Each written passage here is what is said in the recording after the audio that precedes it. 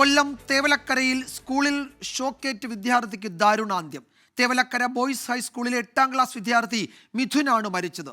സ്കൂളിലെ സൈക്കിൾ ഷെഡിന് മുകളിൽ വീണ ചെരുപ്പെടുക്കാൻ ശ്രമിക്കുന്നതിനിടെ താഴ്ന്നു കിടക്കുന്ന വൈദ്യുതി ലൈനിൽ തട്ടിയായിരുന്നു മരണം.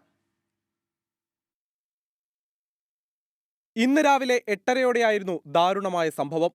കളിക്കുന്നതിനിടെ സൈക്കിൾ ഷെഡിന് മുകളിൽ വീണ ചെരുപ്പെടുക്കാൻ ശ്രമിക്കുമ്പോഴാണ് മിഥുന് ഷോക്കേറ്റത്. കാൽ തെന്നിയപ്പോൾ മിഥുൻ താഴ്ന്നു കിടന്ന വൈദ്യുതി ലൈനിൽ പിടിച്ചാണ് അപകടമുണ്ടായത്. സ്ലിപ്പായി അങ്ങനെ ലൈൻ കമ്പിക്കത് തൂങ്ങി.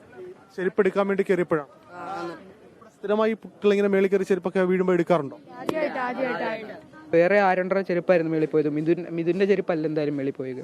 സംഭവം അറിഞ്ഞെത്തിയ അധ്യാപകർ മിഥുനെ ശാസ്താംകോട്ട താലൂക്ക് ആശുപത്രിയിൽ എത്തിച്ചെങ്കിലും ജീവൻ രക്ഷിക്കാനായില്ല.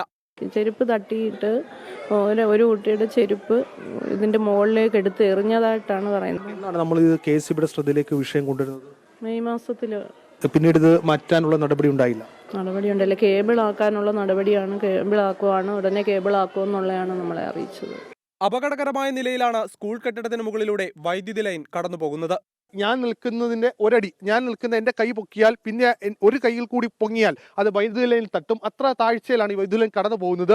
വളരെ താഴ്ചയിൽ. അത് അപ്പുറത്തെ ക്ലാസ് മുറികൾ കൂടിയാണ്. ഏതെങ്കിലും വിദ്യാർത്ഥി അവിടെ നിന്നൊരു കമ്പ് വെച്ച് ഈ ചുമ്മാതെ തട്ടിയാൽ പോലും വൈദ്യുതി ലൈനിൽ കൊള്ളുന്ന രീതിയിൽ അത്ര താഴ്ചയിലാണ് ഇത് കടന്നു പോകുന്നത്.